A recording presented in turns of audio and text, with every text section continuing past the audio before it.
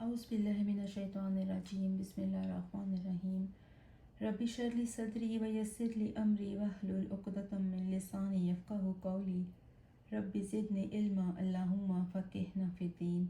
Rabbi hub ली हुक्मन वअल्हिक़नी बिस्सालिहीन वजअल ली लिसाना सिद्क़िन fill आख़िरीन वजअलनी मिन वरसती जन्नतिन name. आज इंशाअल्लाह ताला हम सूरह बकरा की आयत नंबर 97 से 103, रुकू नंबर है इसका 12 और लेसन नंबर है 16। सूरह बकरा आयत नंबर 97 से 103, रुकू नंबर 12 और सबक नंबर है हमारा 16। इसका इंशाअल्लाह ताला हम आगाज़ करेंगे। कुल कह दीजिए मन काना, जो कोई है अदुव्वल जिब्राईल अलैहिस्सलाम का दुश्मन, फ़ इन्नहु नज़्ज़लहु, बेशक उसने उतारा है उसको, अला क़ल्बिका बिइज़्निल्लाहि मुसद्दिक़ल लिमा बैना यदैहि, उसने तो उतारा है आपके दिल पर अल्लाह के हुक्म से जो पहली किताबों की तस्दीक करती है। वहुदम व बुशरा लिल मुमिनीन, और हिदायत है ईमान वालों के लिए और बिशारत है। अब इस आयत में यहूदियों के एक और बातिल अकीदे का जिक्र है, यानी उनकी एक और गलत सोच के बारे में बयान किया जा रहा है कि यहूदी कहते थे कि जिब्राईल जो है वो हमारा दुश्मन है, इसको वही बनी इसराइल की तरफ लानी चाहिए थी और ये गलती से मोहम्मद सल्लल्लाहु अलैहि वसल्लम पर ले गया, यानी कि बनु इस्माइल की तरफ ले गया। देखिए शिया जो है उनमें भी एक गुराबिया फ़िरका हुआ करता था। आज से तकरीबन 800 साल पहले या 1000 साल पहले की बात है। उनका अकीदा था कि नाउज़ुबिल्लाह, वो कहते थे कि ये वही मौला अली की तरफ आनी चाहिए थी और ये गलती से मोहम्मद सल्लल्लाहु अलैहि वसल्लम की तरफ चली गई। शिया ने उसी वक़्त इसको काफिर करार दे दिया और इसको बिल्कुल ही अपने से अलहदा कर दिया। अब इनका कोई नामो निशान नहीं मिलता, सिवाय इनको हम किताबों में इस अकीदे को पढ़ते हैं, यानी कि इस फ़िरके को पढ़ते हैं। इस फ़िरके को गुराबिया इसलिए कहते हैं कि गुराबिया अरबी ज़बान में कव्वे को कहते हैं, और वो कहते थे कि जैसे कव्वे हम शक्ल होते हैं, दो कव्वों के दरमियान अंदाज़ा नहीं होता, तो इसी तरह जिब्राईल अलैहिस्सलाम को भी अंदाज़ा नहीं हुआ, तो नाउज़ुबिल्लाह उन्होंने ऐसे कर लिया। यहूदियों ने हज़रत ईसा अलैहिस्सलाम का इनकार किया तो वो गुमराह हुए, और ईसाइयों ने हज़रत ईसा अलैहिस्सलाम की तरफ गुलूव किया, यानी कि उनकी तरफ बहुत ज़्यादा एक्सट्रीम हद तक उनकी मोहब्बत में चले गए और वो इस तरह गुमराह हुए और वो हज़रत ईसा अलैहिस्सलाम को अल्लाह ताला का बेटा तक मानने लग पड़े। यहूदी ये भी कहते थे कि जिब्राईल जो है वो उम्मियून में क्यों वही लेकर आए हैं, हमारी तरफ वही क्यों नहीं लेकर आए, हम तो पढ़े लिखे लोग हैं, हमें बहुत ज़्यादा स्कॉलर्स हैं, और अरबी जो है वो तो उम्मी हैं, वो तो अनपढ़ हैं, उनको तो कुछ भी नहीं आता। यहूदी ये भी कहते थे कि जिब्राईल जो है वो हमारे ऊपर अज़ाब भी लेकर आए, यानी कि पिछली जो इनके जो आबाओ अजदाद थे उनके ऊपर अज़ाब भी आए थे मुख्तलिफ़ कौमों के ऊपर। और ये भी कहते थे कि जिब्राईल जो बड़ी मुश्किल से मुश्किल अहकामात भी लेकर आते हैं हमारे लिए। वो कहते थे कि जिब्राईल हमारे जो हैं वो राज फाश कर रहे हैं, यानी कि हमने जो पहले जो काम किए थे, बछड़ों को माबूद बना लिया था, पैगम्बरों को सताया था और पैगम्बरों को कत्ल किया था, वो सारे जो चीज़ें हैं वो आज लोगों को बता रहे हैं। ये उन यहूदियों का जिक्र है, मैंने आपको पहले भी बताया था, जो आप सल्लल्लाहु अलैहि वसल्लम के ज़माने में थे और जब कुरान पाक नाजिल हो रहा था। फ़रिश्ते जो हैं वो तो सिर्फ अल्लाह ताला के हुक्म की तामील करते हैं। कुरान पाक में सूरह तहरीम में आयत नंबर 6 में आता है कि इसका तर्जमा है, ए ईमान वालों, अपनी जानों और अपने घर वालों को इस आग से बचाओ जिसका ईंधन आदमी और पत्थर हैं, इस पर सख्ती करने वाले सख्त फरिश्ते मुकर्रर हैं जो अल्लाह के हुक्म की नाफरमानी नहीं करते और वो वही करते हैं जो इन्हें हुक्म दिया जाता है। वहुदम व बुशरा लिल मुमिनीन, और जो कुरान जिब्राईल अलैहिस्सलाम के ऊपर नाजिल हुआ है इसमें तो खुशखबरी है ईमान वालों के लिए, यानी कि मानने वालों के लिए, और कुरान को पढ़कर खुशी उससे ही होती है जिसके अंदर ईमान होता है। मन काना, और जो कोई है अदुव्वल लिल्लाहि, दुश्मन अल्लाह ताला का, व मलाइकातिही व रुसुलिही व जिब्रीला व मिकाला, दुश्मन फरिश्तों का, उसके रसूलों का, जिब्राईल का और मिकाईल का, फ़ इन्नल्लाह, और बेशक अल्लाह ताला, अदुव्वुल लिल काफिरीन, दुश्मन है काफिरों का। इस आयत में अल्लाह ताला फरमा रहा है कि जो कोई दुश्मन है अल्लाह का, उसके फरिश्तों का, उसके रसूलों का, जिब्राईल का, मिकाईल का, तो बेशक अल्लाह ताला जो है उन लोगों का दुश्मन है। इसी मज़मून के कॉन्टेक्स्ट में एक हदीस भी आई है कि अल्लाह ताला फरमाता है कि जो मेरे वली से दुश्मनी करे, मेरा उसके ख़िलाफ़ ऐलान जंग है, اور میرا بندہ میرا قرب حاصل نہیں کر سکتا مگر فرائض میں پابندی سے اور نوافل میں کثرت سے میرا اتنا قرب حاصل کر لیتا ہے کہ میں اس کے ہاتھ بن جاتا ہوں جس سے وہ پکڑتا ہے، پاؤں بن جاتا ہوں جس سے وہ چلتا ہے، میں اس کے کان بن جاتا ہوں جس سے وہ سنتا ہے، میں اس کی زبان بن جاتا ہوں جس سے وہ بولتا ہے، اور آنکھیں بن جاتا ہوں جس سے وہ دیکھتا ہے۔ حدیث کے اگلے الفاظ ہیں کہ جب وہ مجھ سے دعا مانگتا ہے تو میں اس کی دعا قبول کرتا ہوں، اور دشمن کے خلاف مجھ سے جب وہ پناہ طلب کرتا ہے تو میں اسے اپنی پناہ دیتا ہوں۔ صرف 2 جگہ پر اعلان جنگ کی وعیدیں آئی ہیں، 2 مقام پر، ایک وہ ہے جو سود کھاتا ہے اور دوسرا وہ جو ولیوں سے دشمنی رکھتا ہے۔ ولیوں کے بارے میں قرآن پاک میں آیت بھی آئی ہے، سورہ یونس آیت نمبر 62 ہے، بے شک سن رکھو اللہ کے ولیوں پر نہ کوئی خوف ہوگا اور نہ وہ غمگین ہوں گے۔ اور ولی اللہ وہ لوگ ہوتے ہیں جو اللہ کی عبادت کا حکم دیتے ہیں، نہ کہ وہ اپنی عبادت کا حکم دیتے ہیں۔ ان کا ہر کام جو ہے وہ اللہ کی مرضی کے مطابق ہوتا ہے، اور وہ جو بھی حکم دیتے ہیں وہ اللہ کی طرف ہی لوگوں کو لے کر جانے کا حکم دیتے ہیں، نہ کہ وہ اپنی طرف لوگوں کو بلائیں۔ ولی کا مطلب یہ نہیں ہے کہ ان سے کبھی کوئی غلطی نہیں ہوتی، جب ان سے کوئی غلطی ہوتی ہے تو وہ توبہ کر لیتے ہیں، کیونکہ غلطیوں سے پاک تو صرف پیغمبر ہی ہیں۔ وَلَقَدْ اور البتہ تحقیق انزلنا نازل کی ہم نے الیکا آپ کی طرف آیات بینات روشن نشانیاں، وما یکفر بہا اور انکار نہیں کرتے اس کا مگر الا الفاسقین سوائے بدکار یا سوائے فاسقین کے۔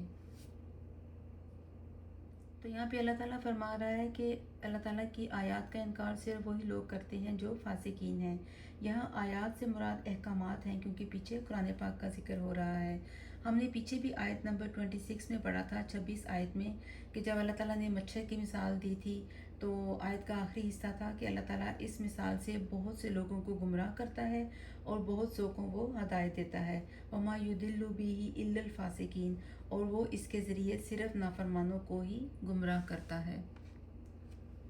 وَاتَّبَعُوا مَا تَتْلُو اور وہ پیروی کرتے ہیں ما اس چیز کی جو تتلو پڑھتے تھے الشیاطین علی ملک سلیمان، جو کہ شیطان حضرت سلیمان علیہ السلام کے زمانے میں پڑھا کرتے تھے، یعنی کہ جو بنی اسرائیل تھے انہوں نے پیروی شروع کر دی شیطانوں کی، جو کہ حضرت سلیمان علیہ السلام کے زمانے میں وہ پڑھا کرتے تھے، یعنی کہ یہاں پہ ذکر آ رہا ہے کہ انہوں نے جادو وغیرہ سیکھنا شروع کیا۔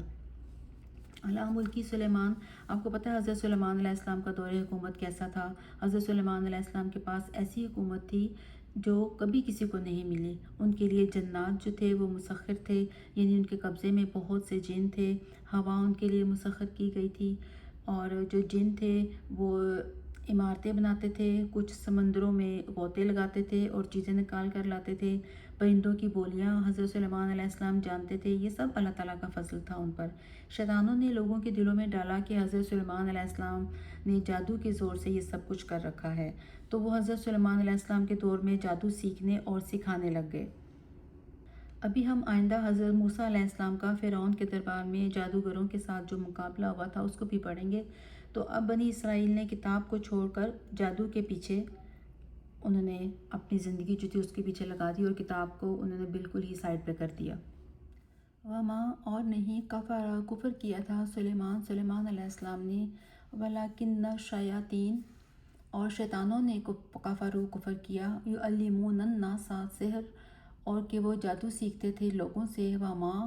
اور پیروی کی تھی انزلہ جو نازل کیا گیا علی الملکین 2 فرشتوں پر، ببابل بابل میں، ہاروت و ماروت ہاروت اور ماروت پر۔ تو یہاں پر اللہ تعالیٰ فرما رہا ہے کہ وما کفر سلیمان، کہ حضرت سلیمان علیہ السلام نے کفر نہیں کیا تھا، بلکہ کفر تو بنی اسرائیل نے کیا تھا، جو کہ شیطان کے پیچھے لگ گئے اور وہ یہ سوچنے لگ پڑے، یہ سمجھنے لگ پڑے کہ حضرت سلیمان علیہ السلام کے پاس جو حکومت ہے وہ کسی جادو کا نتیجہ ہے۔ تو اللہ تعالیٰ نے ان کی آزمائش کرنے کے لیے بابل کے شہر میں ہاروت اور ماروت 2 فرشتے بھیج دیے، اور یہ فرشتے جو تھے یہ جادو سکھاتے تھے۔ بنی اسرائیل کے لیے ہاروت اور ماروت جو تھے ایک آزمائش بن کر آئے۔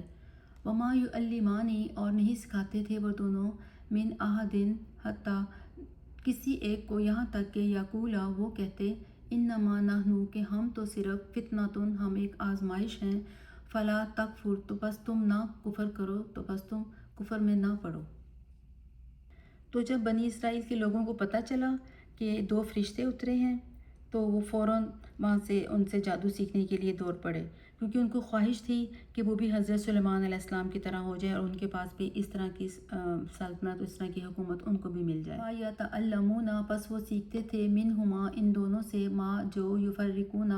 جدائی ڈالتی ہے، بھی ہی ساتھ اس کے بین المرء و زوجہ مرد اور اس کی بیوی کے درمیان، وما ہم اور نہیں وہ بالضارین وہ نقصان پہنچانے والے، بھی ہی اس کے ساتھ، من احدن کسی بھی ایک کو، الا مگر باذن اللہ اللہ کے حکم سے۔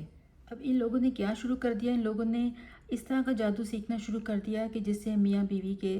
جو آپس کے تعلقات ہیں وہ خراب ہوتے تھے اور ان میں جدائی ڈال دیتے تھے۔ یہ جادو کی ایک بدترین قسم ہے۔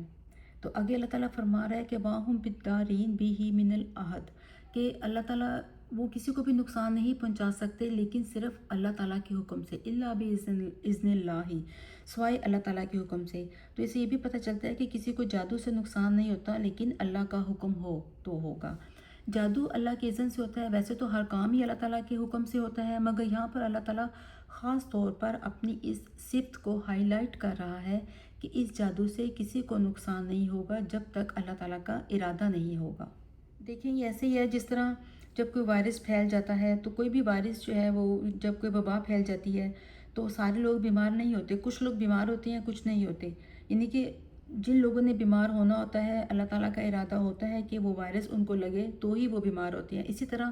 جادو جو ہے، جادو کا اثر بھی ان لوگوں پر ہی ہوگا کہ جن لوگوں اللہ تعالیٰ چاہتا ہے کہ ان کے اوپر جادو کا اثر ہو۔ وَيَتَعَلَّمُونَ اور وہ سیکھتے ہیں، ما یضرُّہُم جو نقصان دیتی ہے ان کو، ولا ینفعُہم اور ان کو نفع نہیں دیتی ہے، ولاکت اور البتہ تحقیق، عالمو وہ جانتے ہیں، لمن اشتراہ ما لہ فی الآخرۃ من خلاق اور وہ جانتے تھے کہ جو شخص ایسی چیزوں کا خریدار ہوگا اس کا آخرت میں کوئی حصہ نہیں، ولا بئس اور البتہ کتنا برا ہے،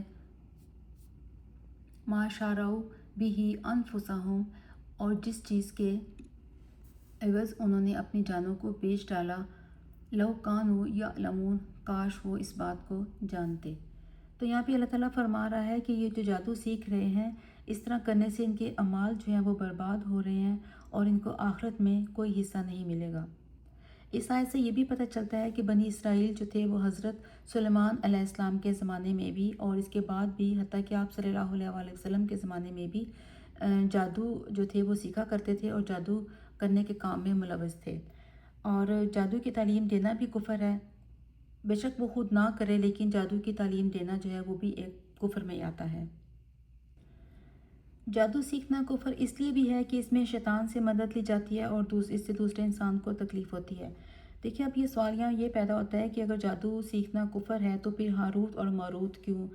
جادو سکھاتے تھے؟ تو یہ اللہ تعالیٰ کی طرف سے ایک آزمائش تھی بنی اسرائیل کے لیے۔ یہ فرشتے اس لیے اللہ تعالیٰ نے بھیجے تاکہ ان کو جادو کا اور معجزے کا فرق بھی پتہ چلے۔ وہ حضرت سلیمان علیہ السلام کے جو پاس جو حکومت تھی وہ سمجھتے تھے کہ وہ جادو سے ہے، حالانکہ وہ ان کے پاس جو حکومت تھی وہ جادو سے نہیں تھی۔ تو اللہ تعالیٰ نے ان کے اوپر یہ بھی واضح کرنا تھا کہ جادو کیا ہے اور معجزہ کیا ہے۔ اب دیکھیے اللہ تعالیٰ کے سوا کسی کو سجدہ جائز نہیں، مگر اللہ تعالیٰ نے فرشتوں کو حکم دیا کہ آدم علیہ السلام کو سجدہ کرنے کا، تو انہوں نے اللہ تعالیٰ کا حکم سمجھ کر اس پر عمل کیا۔ تو یہاں پر بھی یہ فرشتے سکھا رہے تھے اللہ تعالیٰ کا حکم سمجھ کر، بالکل ایسے ہی جیسے قتل حرام ہے، لیکن جب حضرت ابراہیم علیہ السلام کو خواب آیا کہ بیٹے کو ذبح کریں تو انہوں نے کیا کیا تھا؟ انہوں نے اللہ تعالیٰ کا حکم سمجھ کر اس کی تعمیل کی تھی۔ سعودی عرب میں جادوگر کی سزا قتل ہے۔ نبی صلی اللہ علیہ وآلہ وسلم نے موذتین سے جادو کا علاج کیا۔ سورہ فلق اور سورہ ناس پڑھنی چاہیے، اس سے جادو کا اثر ختم ہوتا ہے۔ ولو اور البتہ یا اور اگر انہم بے شک وہ آمنو وہ ایمان لاتے، واتقوا اور وہ پرہیزگاری اختیار کرتے، لمثوبہ تم من عند اللہ خیر تو وہ اللہ تعالیٰ کے ہاں بہترین اجر پاتے، لو کانوا یعلمون کاش کہ وہ اس بات کو جانتے۔ تو یہاں پہ اللہ تعالیٰ فرما رہا ہے کہ اگر وہ ایمان لے آتے اور پرہیزگاری اختیار کرتے، یعنی کہ وہ جادو وغیرہ کے چکروں میں نہ پڑتے، جادو نہ سیکھتے، تو ان کے جو اعمال تھے وہ برباد نہ ہوتے اور آخرت میں ان کے لیے بہترین اجر ہوتا۔ کاش وہ یہ بات کو جانتے، کانوا یعلمون، کاش کہ وہ یہ بات جان لیتے۔ سبحانک اللہم و بحمدک، اشہد ان لا الہ الا انت، استغفرک و اتوب الیک۔ السلام علیکم ورحمۃ اللہ وبرکاتہ۔